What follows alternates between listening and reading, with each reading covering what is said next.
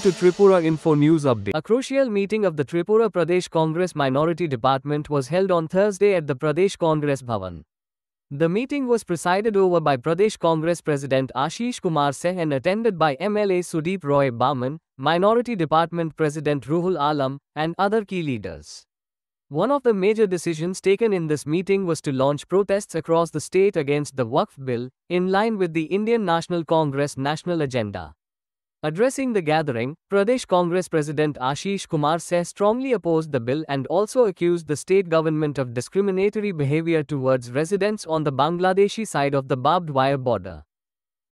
প্রথমত ত্রিপুরা প্রদেশ minority department আমাদের সংখ্যালঘু বিভাগের আহ্বানে আজকে এই জরুরি মিটিং সারা রাজ্য থেকে আমাদের এই মাইনরিটি ডিপার্টমেন্টের যারা নেতৃত্বে আছেন তাদেরকে আজকে এখানে আমরা সমবেত করেছি।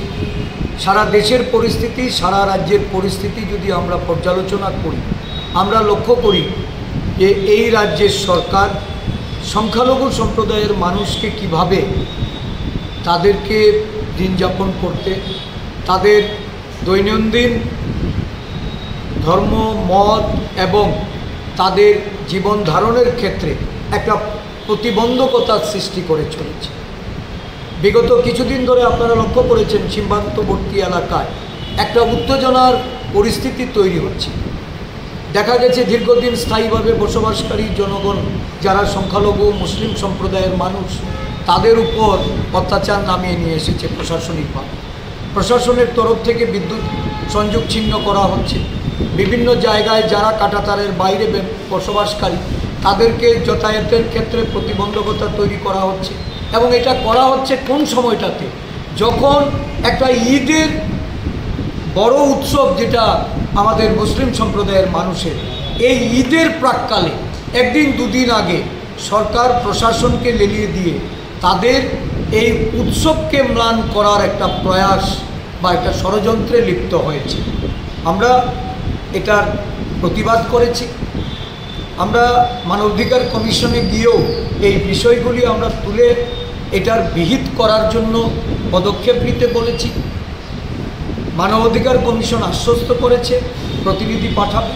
শুধু তাই নয়, সারা রাজ্যে এই সংখ্যালঘু মুসলিম বলুন, খ্রিস্টান বলুন, বৌদ্ধিস্ট বলুন, এই তিনটি সম্প্রদায়ের মানুষকে তাদের যে অধিকার, সেই অধিকার লব্ধ করতে নানাভাবে তাদেরকে নির্যাতনের সম্মুখীন হতে হচ্ছে।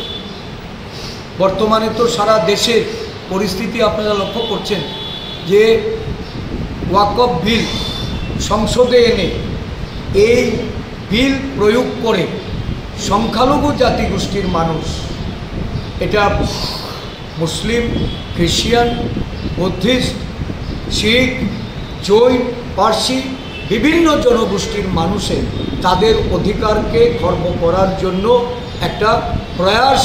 এটা কেন্দ্রীয় সরকার এই ওয়াকফ বিলকে সামনে রেখে আগামী দিন আরও অন্যান্য সংখ্যালঘুদের তাদেরকেও সংকুচিত করা, তাদের আশঙ্কিত করা, তাদের জনজীবনে একটা ভয়াবহ পরিবেশ তৈরি করার ক্ষেত্রে এই যে ওয়াকফের যে দায়িত্ব ছিল, সেই দায়িত্বগুলির মধ্যে হস্তক্ষেপ করা কেন্দ্রীয় সরকার এই বিলের মাধ্যমে তারা সেটার প্রচেষ্টা নিয়েছে। আমরা এর বিরোধিতা করে আমাদের কেন্দ্রীয় নেতৃত্ব, আমাদের সাংসদরা তারা এর প্রতিবাদ জানিয়েছে।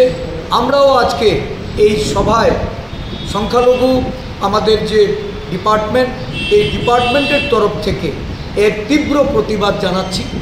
এই বিলের বিরোধিতা করে আমরা আজকে এখানে আলোচনা করে আমরা সিদ্ধান্ত গ্রহণ করব। সর্বভারতীয় জাতীয় কংগ্রেস দল সম্পূর্ণরূপে এর নেতৃত্ব দিচ্ছে। সমগ্র বিরোধী দলগুলি আজকে ঐক্যবদ্ধ হয়ে এই জায়গায় এসে দাঁড়িয়েছে যে এই বিল কোনোভাবেই মেনে নেওয়া যায় না। এই বিলের বিরোধিতা করতে দেশব্যাপী যে কর্মসূচি গ্রহণ করবে ত্রিপুরা প্রদেশ কংগ্রেস এবং তার মাইনরিটি ডিপার্টমেন্ট, এই কর্মসূচি নিয়ে আমরা সেখানে সামিল হব।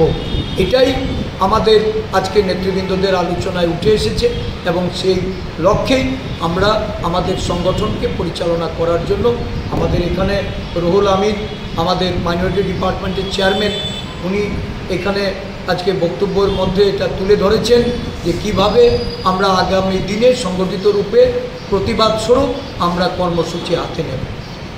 Subscribe to Tripura Info and press the bell icon so that you never miss any latest updates and news on Tripura.